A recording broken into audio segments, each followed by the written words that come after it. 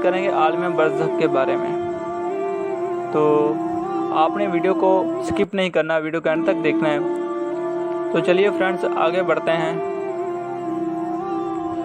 یہ عذاب قبر عالم برزخ میں ہوتا ہے، جو اس دنیا سے علیحدہ ایک عالم ہے۔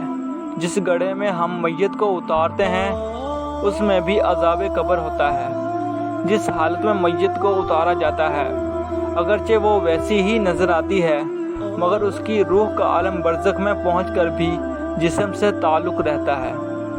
اور عذاب و ثواب یہ سب اگرچہ عالم برزخ میں دراصل روح کو ہوتا ہے، لیکن اس کے ساتھ ساتھ یہ جسم بھی وہاں کی راحت اور تکلیف کو محسوس کرتا ہے۔ اور کبھی گڑھے میں ہونے والے عذاب اور راحت کا اہل دنیا کو بھی مشاہدہ کرا دیا جاتا ہے، جس کے متعدد واقعات حافظ جلال الدین سیوطی رحمہ اللہ علیہ اور دوسرے علماء نے اپنی کتابوں میں لکھے ہیں۔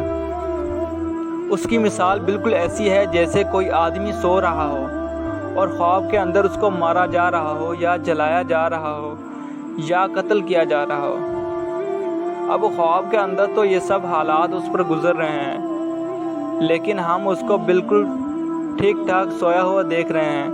البتہ اس کے جسم پر تھوڑے بہت آثار محسوس کر لیتے ہیں کہ وہ ڈر رہا ہے یا کپا رہا ہے یا اس کا جسم حرکت کر رہا ہے۔ اور اگر خواب کے اندر بڑی بڑی نعمتیں حاصل کر رہا ہے تب بھی وہ ہمیں یہاں سویا ہوا محسوس ہوتا ہے۔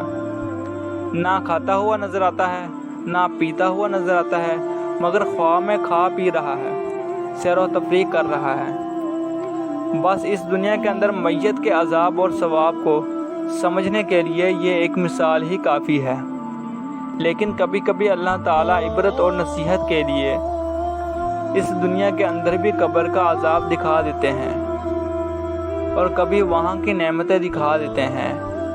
اور یہ سلسلہ سرکار دو عالم صلی اللہ علیہ وآلہ وسلم سے چلا آ رہا ہے۔ علماء کرام نے اس موضوع پر بڑی بڑی کتابیں تحریر فرمائی ہیں اور اپنے اپنے زمانے کے واقعات لکھے ہیں، جن میں قبر کا عذاب بیداری کی حالت میں یا خواب کی حالت میں دکھایا گیا ہے۔ اللہ تعالی ہم سب کو 5 وقت کی باجماعت نماز پڑھنے کی توفیق عطا فرمائے، اور قبر کے عذاب سے بچنے اور موت کی تیاری کرنے کی بھی اللہ تعالی ہم سب کو توفیق عطا فرمائے۔ اگر فرینڈز آپ کو یہ ویڈیو اچھی لگی ہے تو ویڈیو کو ایک لائک کر دیں، اور اگر آپ ہمارے چینل پر نیو ہیں تو چینل کو پلیز سبسکرائب کر دیں۔